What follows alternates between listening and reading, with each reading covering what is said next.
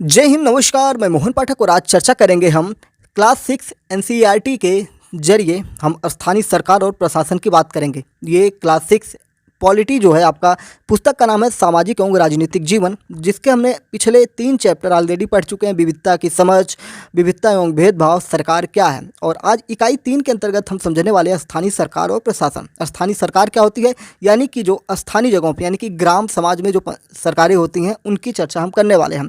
इसके अंतर्गत स्थानीय सरकार और प्रशासन के अंतर्गत क्लास 6 में 3 चैप्टर दिए गए हैं: पंचायती राज, गांव का प्रशासन और नगर का प्रशासन। तो आज पंचायती राज हम पढ़ने वाले हैं। तो एनसीईआरटी की जो प्लेलिस्ट है उसमें जाकर आप पूरा क्रमवार से पूरे चैप्टर्स को पढ़ सकते हैं। हम इसमें 1 to 1 लाइन पढ़ रहे हैं, एक एक शब्द पढ़ रहे हैं, जिससे कि आपको किताब ना पढ़ना पड़े। आप सिर्फ अगर ऑडियो ही सुन रहे हैं तो ऑडियो के फॉर्म में भी आप इसको पूरी तरह से समझ लेंगे। महत्वपूर्ण कहाँ के लिए हो जाता है? यूपीएससी, पीसीएस, सीटीईटी या टीचिंग एग्जाम से रिलेटेड कोई भी एग्ज़ाम हो, साथ ही साथ आपका केवीएस, एनवीएस, DSSB और भारत के जितने भी ऐसे एग्जाम हैं जहाँ पर जीके जीएस से संबंधित चीज़ें पूछी जाती हैं, उन सभी के लिए महत्वपूर्ण हो जाता है। तो इसलिए MPS Hindi news explainer YouTube channel को सब्सक्राइब करके डेली करंट अफेयर्स और न्यूज एनालिसिस के लिए हमारे साथ जुड़ जाइए।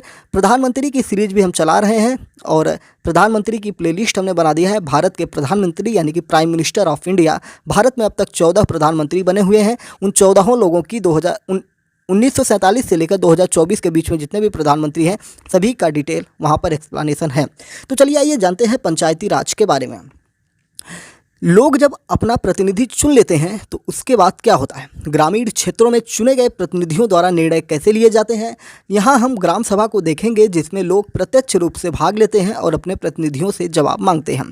प्रत्यक्ष का मतलब होता है कि बिल्कुल सामने से, ठीक है, आमने सामने, उसे प्रत्यक्ष कहते हैं, यानी कि डायरेक्ट, ठीक है। आज का दिन बड़ा खास है, सभी लोग जल्दी जल्दी ग्राम सभा के लिए जा रहे हैं। क्या आपको पता है क्यों? क्योंकि पंचायत के चुनाव के बाद आज पहली बार ग्राम सभा की बैठक हो रही है। हरदास गांव के लोग यह जानने के लिए बहुत उत्सुक हैं कि नई पंचायत ने उनके लिए क्या योजना बनाई है। ग्राम सभा क्या होती है? तो आइए जानते हैं। ग्राम सभा की बैठक की शुरुआत में सरपंच और पंच ने सड़क की मरम्मत पर होने वाले खर्च का ब्यौरा दिया है, या यह सड़क गांव को मुख्य सड़क से जोड़ती है। इसके बाद पानी की कमी पर चर्चा होने लगी है।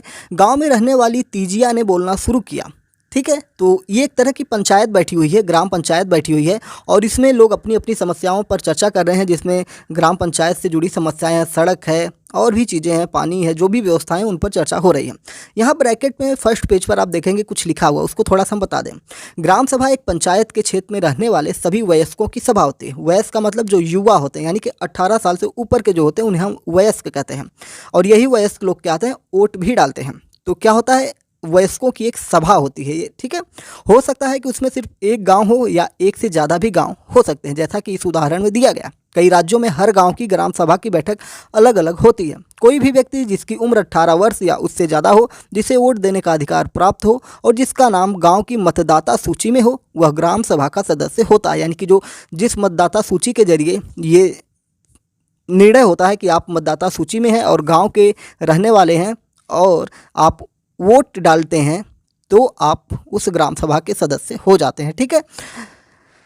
दूसरे पेज पर बॉक्स में क्या लिखा है? एक ग्राम पंचायत कई वार्डों यानी कि छोटे क्षेत्रों में बटी हुई होती है। प्रत्येक वार्ड अपना एक प्रतिनिधि चुनता है, जो वार्ड पंच के नाम से जाना जाता है। इसके साथ पंचायत क्षेत्र के लोग मिलकर सरपंच को चुनते हैं, जो पंचायत का मुखिया होता है।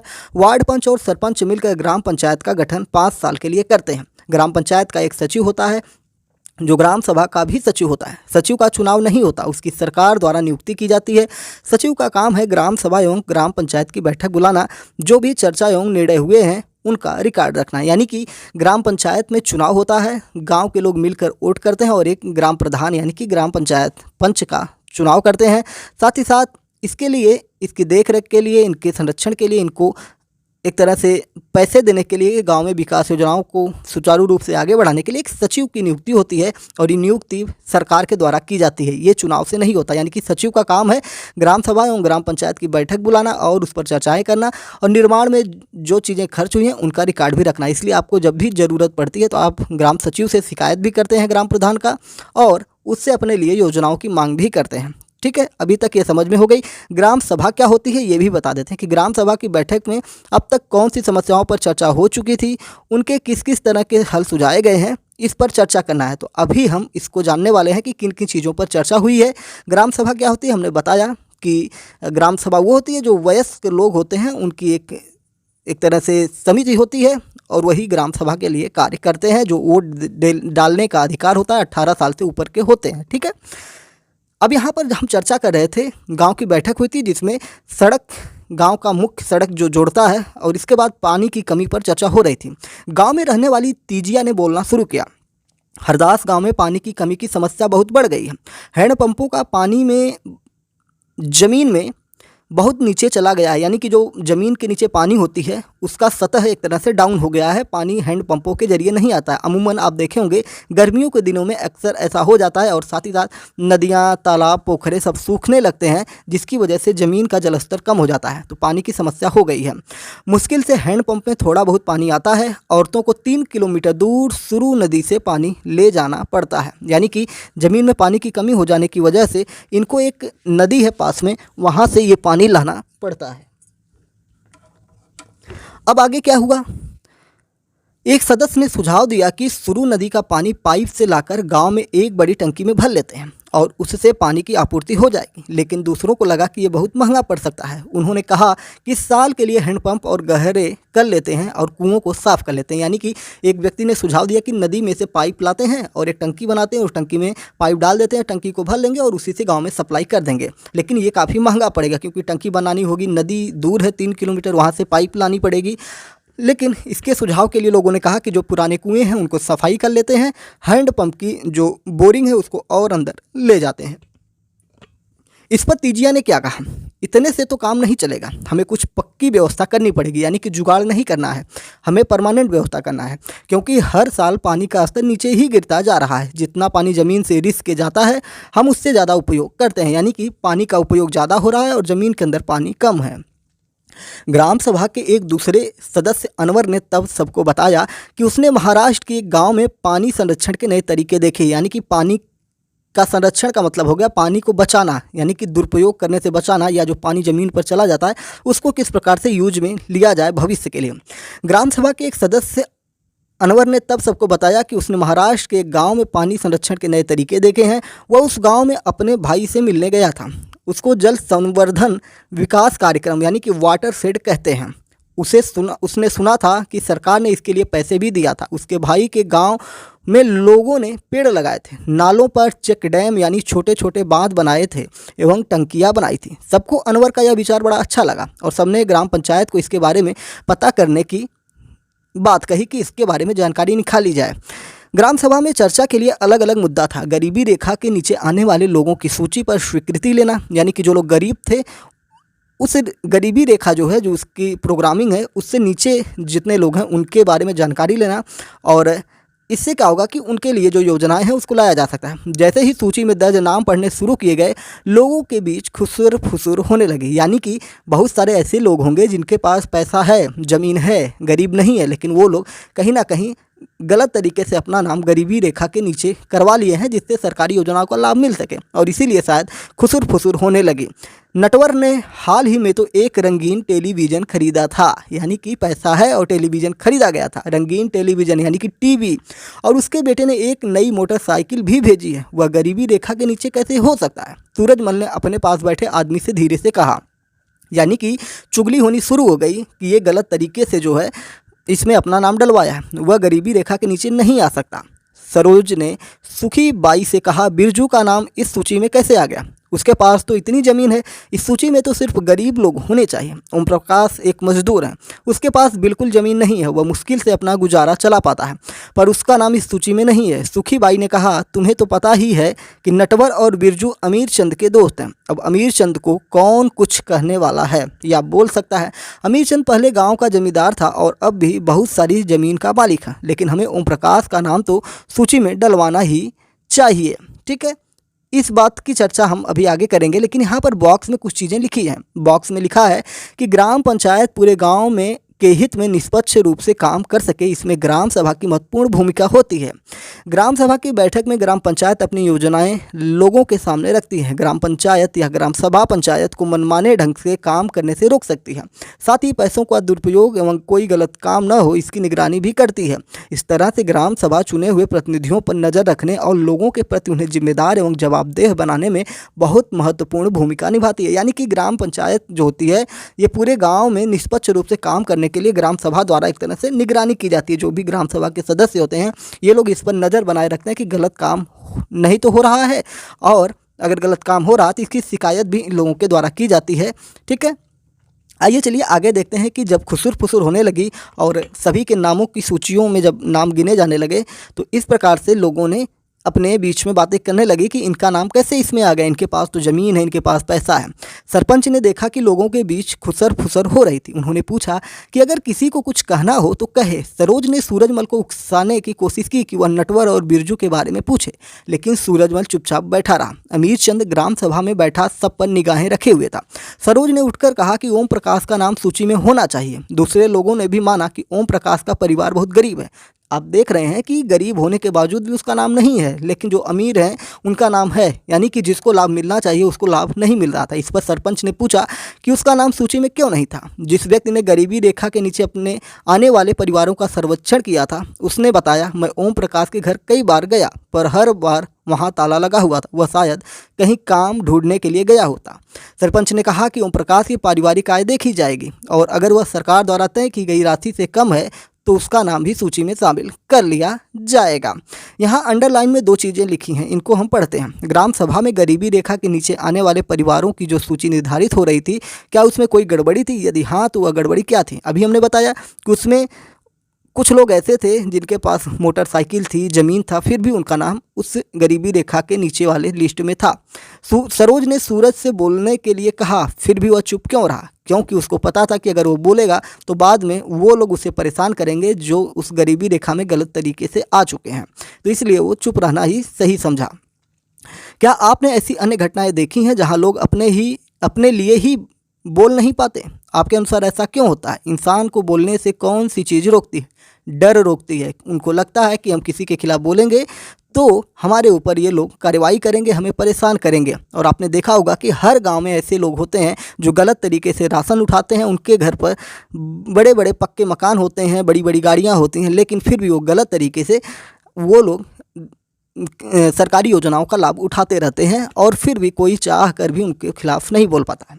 अब जानते हैं ग्राम पंचायत। यहाँ पे हेडिंग दी हुई है ग्राम पंचायत। ग्राम पंचायत की नियमित रूप से बैठक होती है। उसका मुख्य काम उसके क्षेत्र में आने वाले गांव में विकास कार्यक्रम लागू करवाना होता है। जैसा कि आपने देखा, ग्राम सभा ही पंचायत के काम को स्वीकृति देती है, तभी पंचायत अपना काम कर पाती है। यहाँ चित्र लगा है, इस चित्र में देख रहे हैं कि एक महिला है जिनको अवार्ड मिला हुआ है। महाराष्ट्र के 2 पंच जिन्हें 2005 में अपनी पंचायत में उल्लेखनीय काम करने के लिए निर्मल ग्राम पुरस्कार से सम्मानित किया गया है। यानी कि एक आगे महिला है, एक पीछे पुरुष भी दिखाई दे रहे हैं। इन लोगों को अच्छा काम करने के लिए इस प्रकार से अवार्ड से सम्मानित किया गया है। ग्राम पंचायत के काम क्या होते हैं यहाँ पर बॉक्स में लिखा हुआ है, बता रहे हैं आपको। सड़कों, नालियों, स्कूलों, भवनों, पानी के स्रोतों और अन्य सार्वजनिक उपयोग के भवनों का निर्माण और रखरखाव। स्थानीय कर लगाना, यानी कि टैक्स लेना, जैसे मेला लगवाने के लिए या किसी और सार्वजनिक कार्य के लिए इकट्ठा करना होता है। ठीक है। गांव के लोगों को रोजगार देने संबंधी सरकारी योजनाएं लागू करना, जैसे कि नरेगा या मनरेगा हम कहते हैं, महात्मा गांधी योजना जो होती है, जिससे गांव के लोगों को गारंटी ही मिल जाती है गांव में काम करने के लिए। ग्राम पंचायत की आमदनी के स्रोत क्या होते हैं? तो घरों एवं बाजारों पर लगाए जाने वाले टैक्स से मिलने वाली राशि, जो कर लगाए जाते हैं, टैक्स लगाए जाते हैं, वो पैसे विभिन्न सरकारी विभागों द्वारा चलाई गई योजनाओं की राशि जो जनपद एवं जिला पंचायत द्वारा आती है। समुदाय के काम के लिए मिलने वाले दान, यानी कि कुछ लोग दान भी कर देते हैं, और सरकार द्वारा जो पैसे भेजे जाते हैं उनसे विकास कार्य होते हैं, जैसे सड़कें, नालियाँ बनाना, साफ़ सफाई करना, पानी की व्यवस्था करना। जैसे आप देखते होंगे कि आजकल सरकार द्वारा शौचालय निर्माण, आवास योजना, ये सारी बहुत सारी योजनाएं हैं जो ग्राम प्रधान के जरिए ही करवाई जाती हैं। कुछ राज्यों में ग्राम सभाएं काम करवाने के लिए समितियां बनाती हैं। उदाहरण के लिए निर्माण समिति। मान लीजिए कि एक गांव में एक सामुदायिक केंद्र का भवन बनवाना है, तो यह काम निर्माण समिति करेगी। इन समितियों में कुछ सदस्य ग्राम सभा के होते हैं और कुछ पंचायत के। ये दोनों मिलकर गांव के विकास के लिए काम करते हैं। चलिए देखते हैं कि हरदास ग्राम पंचायत ने क्या क्या काम किया। हरदास गांव की ग्राम सभा में पानी की समस्या को सुलझाने के लिए जो विकल्प दिए गए थे, क्या वे आपको याद हैं? जब हरदास ग्राम पंचायत की बैठक हुई तो कुछ पंचों ने इस मुद्दे को दोबारा उठाया। इस बैठक में सरपंच, पंच और सचिव उपस्थित थे। पंचायत के सदस्यों ने पहले एक कुआं साफ करने और 2 हैंडपंपों को गहरा करने के विकल्प पर सोच विचार किया ताकि गांव को पानी के बिना न रहना पड़े। सरपंच ने सुझाव दिया कि चूंकि पंचायत के पास हैंडपंप की देखरेख के मद में कुछ पैसा है, तो उन्हीं पैसों को इस काम में लगाया जा सकता है। इस पर सभी सदस्य मान गए और सचिव ने उनके निर्माण को रजिस्टर में दर्ज कर लिया। उसके बाद सभी सदस्य मिलकर समस्या के अस्थायी हल पर विचार करने लगे। उनको पता था कि अगली बैठक में ग्राम सभा के सदस्य फिर से प्रश्न पूछेंगे। कुछ पंचों ने शंका जाहिर करते हुए पूछा कि क्या जल संरक्षण से पानी के स्तर में कोई विशेष फर्क पड़ेगा। इस पर बहुत चर्चा हुई। अंत में यह निर्णय हुआ कि ग्राम पंचायत खंड विकास अधिकारी से बात करके इस योजना पर अधिक जानकारी इकट्ठा करेगी। यानी कि ग्राम पंचायत ने कुछ पैसों का हवाला दिया कि हमारे पास फंड है, इन फंड का उपयोग करके हम हैंडपंप लगवा देंगे, उसको गहरा करवा देंगे और पानी की व्यवस्था अभी के लिए फ़िलहाल हम कर लेंगे और भविष्य में और कुछ योजना पर चर्चा करेंगे, जिसके लिए हम अन्य लोगों से भी चर्चा करेंगे। ग्राम पंचायत खंड विकास अधिकारी से भी बात करने की बात की गई। पंचायत के 3 स्तर होते हैं। हरदास गांव की ग्राम सभा और पंचायत के बारे में पढ़ने के बाद आपको समझ में आ ही गया होगा कि हरदास ग्राम पंचायत में क्या क्या निर्णय लिए गए। ठीक है, तो क्या निर्णय लिए गए? आपने जाना कि पानी की व्यवस्थाएं की गई। आपको क्या लगता है कि ये निर्णय लेने जरूरी थे? क्यों? क्योंकि पानी का संकट था तो निर्णय बहुत जरूरी था। ऊपर दिए गए विवरण में से एक प्रश्न बनाइए जो अगली ग्राम सभा की बैठक में लोग पंचायत से पूछ सकते हैं। प्रश्न वही था कि पानी की जो व्यवस्था की गई है उसका अस्थाई विकल्प क्या हो सकता है, क्योंकि अभी जो पानी का एक तरह से ज़मीन के अंदर और खुदाई करके उसको गहरा करना था हैंडपंप को, लेकिन ये तो कुछ दिन की बात है। 1-2 सालों में फिर जलस्तर नीचे चला जाएगा तो फिर से पानी की कमी हो जाएगी। तो अस्थाई क्या है? ठीक है, तो ये क्वेश्चन आप समझ सकते हैं। पंचायत के 3 स्तरों की बात हम कर रहे थे, तो इसमें क्या चल रहा था कि पंचायती राज व्यवस्था एक ऐसी प्रक्रिया है जिसके द्वारा लोग अपनी सरकार में भाग लेते हैं। ग्रामीण क्षेत्रों में ग्राम पंचायत लोकतांत्रिक सरकार का पहला स्तर है। ग्राम पंचायत प्रारंभिक स्तर होता है क्योंकि ग्राम पंचायत ही पहली ऐसी सीढ़ी होती है जहां से सरकार का एक तरह से संचालन किया जाता है, क्योंकि सबसे निम्न स्तर पर ग्राम के यानी कि ग्रामवासी होते हैं जो गांव में खेती करते हैं और उनके पास कहीं भी स्रोत नहीं होता है पैसे कमाने का। ग्राम पंचायत ग्राम सभा के प्रति जवाबदेही होती है क्योंकि ग्राम सभा के लोग ही उनको चुनते हैं। यानी कि प्रधान जो होता है वो ग्राम के लोगों को जवाबदेह देता है। कोई गलत काम हो जाए या कोई योजना हो उस पर गांव के लोगों से चर्चा करनी पड़ती है, जिसे ग्राम सभा कहते हैं। पंचायती राज व्यवस्था में लोगों की भागीदारी 2 और स्तरों पर होती है। ग्राम पंचायत के बाद दूसरा स्तर विकास खंड का होता है, जिसे हम ब्लॉक भी कहते हैं। ठीक है, इसे जनपद पंचायत या पंचायत समिति कहते हैं। एक पंचायत समिति में कई ग्राम पंचायतें होती हैं।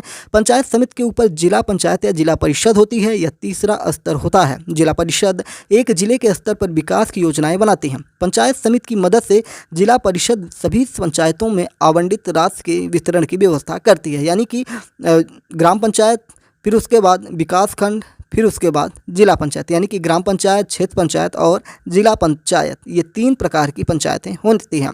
संविधान में दिए हुए निर्देशों के आधार पर हर राज्य ने पंचायत से जुड़े कानून बनाए हैं। इसलिए पंचायत संबंधी कानून हर राज्य में कुछ अलग अलग हो सकते हैं। इसके पीछे मुख्य विचार यही है कि अपने गाँव की व्यवस्था में लोगों की भागीदारी बढ़े और उन्हें अपनी आवाज़ उठाने के लिए ज़्यादा से ज़्यादा मौका मिले। अब ये लेसन यहाँ पर समाप्त हो जाता है। 3 पंचायत के कितने स्तर होते हैं? 3 स्तर होते हैं। ग्राम पंचायत जो होती है वो पंचायत सभा जो होती है उसके प्रति उत्तरदायी होती है। पंचायत सभा क्या होती है? जिनकी आयु 18 वर्ष से ऊपर हो और वो वोट देने के लिए योग्य हो तो उनके प्रति जवाबदेह होती है। ठीक है, तो ये पाठ यहाँ पर समाप्त हो गया। यहाँ बॉक्स में कुछ चीज़ें लिखी। अपनी अध्यापिका से निवेदन करें कि किसी चुने हुए प्रतिनिधि जैसे पंच, सरपंच, जनपद या जिला परिषद के सदस्य को कक्षा में आमंत्रित करके उनके काम और जिम्मेदारियों पर बातचीत करें। यानी कि आप अपने ग्राम प्रधान को बुला लीजिए या क्षेत्र पंचायत सदस्य को बुला लीजिए या कोई और जो नेता हो उसको बुलाइए, या कोई ना मिले तो आप सचिव को बुला लीजिए। उन सबको बुलाकर आप उनसे ही डायरेक्ट बच्चों से रूबरू करवाइए, उनसे बात करवाइए, जिससे बच्चे ये जान सकें कि ग्राम पंचायत का कार्य क्या होता है, उसको प्रत्यक्ष रूप से समझ सकें। या हो सके तो ग्राम पंचायत में कहीं पर कार्य हो रहा हो या कोई मीटिंग हो तो वहाँ पर बच्चों को भी ले जाकर उसका अवलोकन आप अपने तरीके से करवा सकते हैं, जिसे हम भ्रमण कह सकते हैं। भ्रमण के अंतर्गत भी आप, शैक्षिक भ्रमण के अंतर्गत भी ग्राम पंचायत के लोगों से उनका संपर्क करवा सकते हैं। ठीक है, तो अभ्यास प्रश्न है, उसको भी हम यहाँ पर स्लाइड लगा दे रहे हैं, इसको आप देख लीजिए और फिर उसके बाद अपने जवाब खुद से व्यक्त करिए। ठीक है, तो चलिए फिर मिलते हैं अगले लेसन के साथ, जिसका नाम है गांव का प्रशासन। पंचायती राज के बारे में हमने जाना, इसका 3 स्तर था। अब गांव का प्रशासन और फिर उसके बाद हम नगर के प्रशासन पर चर्चा अगले टॉपिक में करने वाले हैं। ठीक है, चैनल पर नए हैं तो MPS हिंदी को सब्सक्राइब करके daily current affairs, news analysis, NCERT की क्लासेस, जिसमें SST के अंतर्गत आपका पॉलिटी, ज्योग्राफी और हिस्ट्री हम पढ़ा रहे हैं 6 to 12 के लिए। प्रधानमंत्री की सीरीज चल रही है, सारी चीज़ें आप प्लेलिस्ट में जाकर देख सकते हैं, सुन सकते हैं। तो चलिए चैनल को सब्सक्राइब कर लीजिए हमसे जुड़ने के लिए। जय नमस्कार, भारत माता की जय।